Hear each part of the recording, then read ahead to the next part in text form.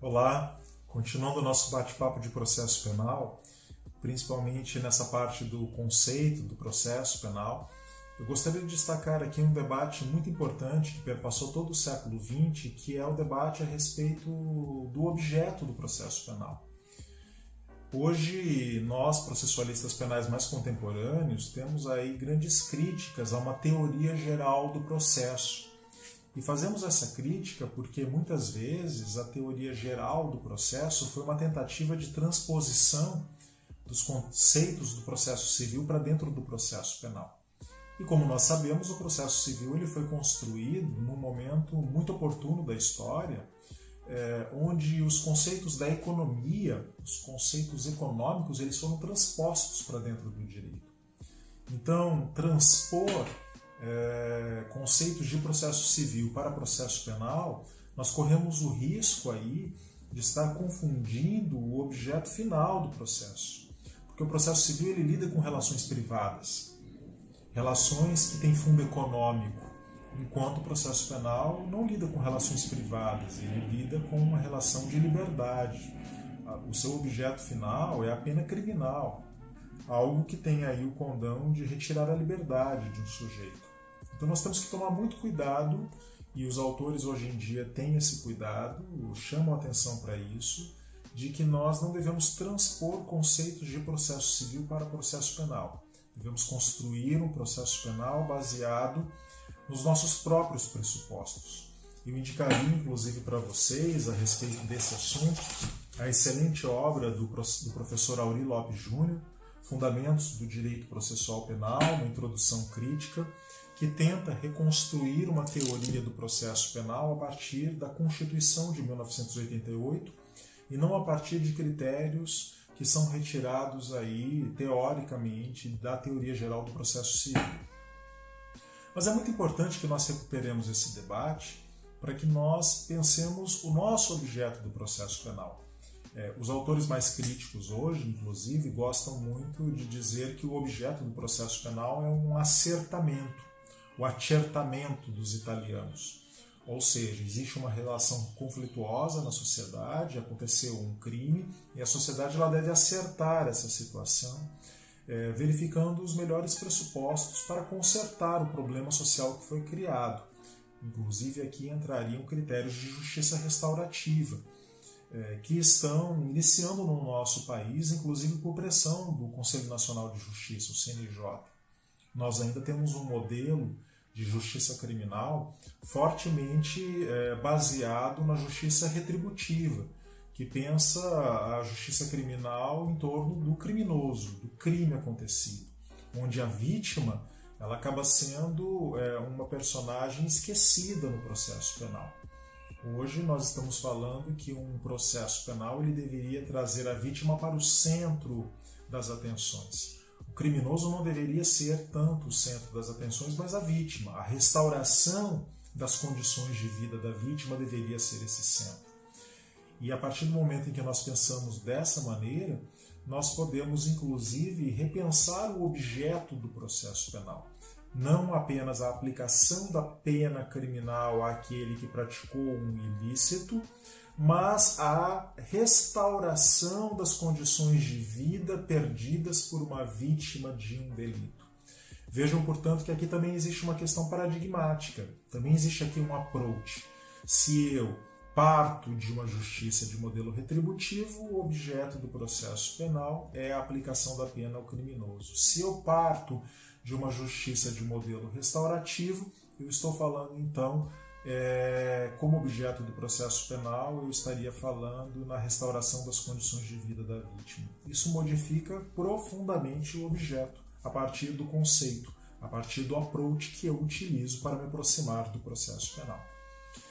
Esse é um debate antigo e é claro que nós não poderíamos deixar de mencionar Carnelucci, que no século XX tentou criar aí, através da sua teoria da lide, uma tentativa de explicar o objeto do processo penal. Há uma crítica forte dos processualistas penais ao Carnelucci, porque ele teria transposto o conceito de lide do processo civil para o processo penal, para pensar uma relação que é em tudo diferente a sua natureza do lado de cá. Vejam vocês que ele dirá que a lide, aquela definição clássica do Carnelucci, né? A lide como conflito de interesses qualificado por uma pretensão resistida. Vejam que nós estamos falando aí de uma relação que é em tudo privada, que é em tudo econômica. Será que nós temos no processo penal um conflito de interesses entre duas partes qualificado por uma pretensão resistida? Os autores tentaram justificar essa transposição dizendo que há um conflito entre o Ministério Público que tenta retirar a liberdade do réu e o réu que tenta manter a sua liberdade e que essa pretensão é resistida através da lei. A lei porque ela estabelece um veto jurídico a uma satisfação voluntária. E que, havendo esse veto jurídico a uma satisfação voluntária, essa pretensão seria resistida. Nós vemos aí que é uma conceituação trazida para o processo penal a forceps. Ela tenta ser forçada dentro do processo penal. Ela não parece se adaptar muito bem ao processo penal, pelo menos contemporaneamente. De qualquer maneira, é uma tentativa de tentar explicar aí o objeto do processo penal como sendo a lide, como sendo esse fato que, acontecendo na vida, dá origem a uma pretensão punitiva que será exercitada através do nosso constitucionalismo. A nossa Constituição define que cabe ao Ministério Público tentar acertar essa situação.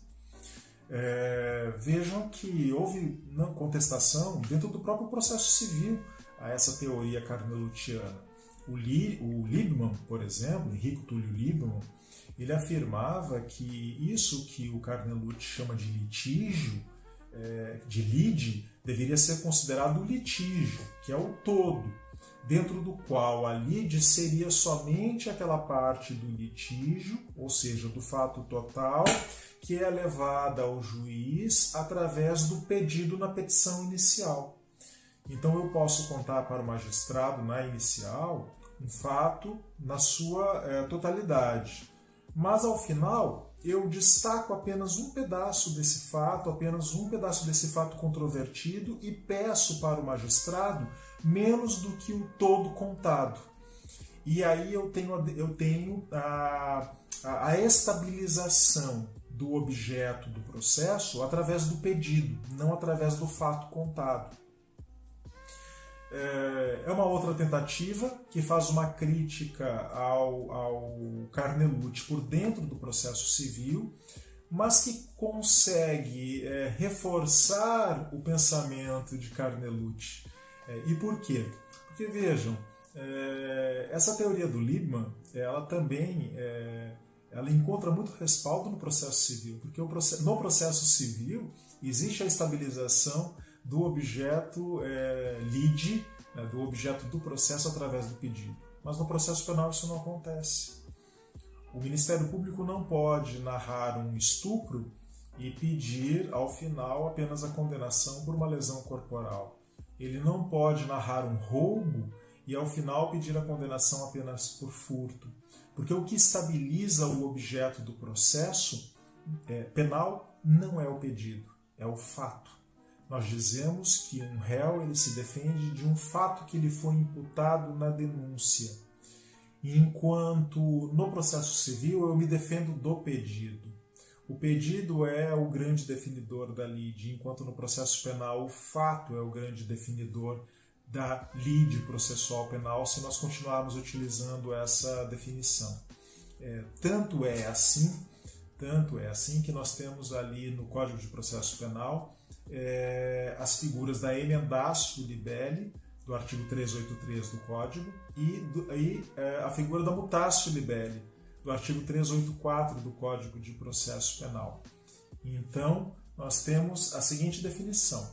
Se o Ministério Público ou o acusador ele narra um fato e erra no pedido, ele pede a menor do que foi narrado no fato, o magistrado realiza a emendatio libelli, aplica o artigo 383 do Código de Processo Penal, toca o processo e, ao final, condena o réu conforme o fato que foi narrado na denúncia, embora o pedido não correspondesse ao fato, porque nós dizemos que o fato está aperfeiçoado.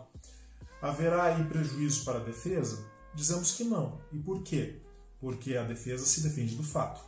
Ela observa o fato. E o fato está perfeitamente narrado na denúncia. Então, não há qualquer prejuízo para a defesa. Eu vou me defender do fato e o magistrado irá me condenar, mesmo que a pena seja maior. Mesmo que a pena seja maior. Haverá aí uma condenação em virtude do fato, não em virtude do pedido. A situação é muito diferente no artigo 384 do Código de Processo Penal, quando um fato novo surgido durante a instrução processual altera o fato que foi narrado na denúncia. Imaginem vocês que o Ministério Público tivesse narrado furto, porque a violência não apareceu no inquérito policial, mas ela aparece na instrução do processo. E aí esse novo fato, violência, que não era conhecido no início, ele altera significativamente o fato narrado pelo Ministério Público na denúncia. Aí, como o juiz não pode condenar um réu por um fato que não está contido na denúncia, nós teríamos aí um julgamento que foge do pedido, então o juiz intimará o Ministério Público para fazer um aditamento da denúncia, trazendo o fato novo para dentro dela, para que aí então se reabra o prazo para que o réu possa se defender do fato novo, assim como do fato antigo, e continuar na sua defesa rumo a uma sentença que poderá ser penal condenatória ou penal absolutória. Então tenhamos clareza neste momento que, para nós, o artigo 383 e o artigo 384, respectivamente, a emendatio libelli e a mutatio libelli, são critérios definidores do objeto do processo penal na prática. E nós diremos que, em processo penal, o que define o objeto do processo é o fato narrado na denúncia. Nós, no processo penal, não nos defendemos do pedido, nós nos defendemos do fato. Até o próximo vídeo.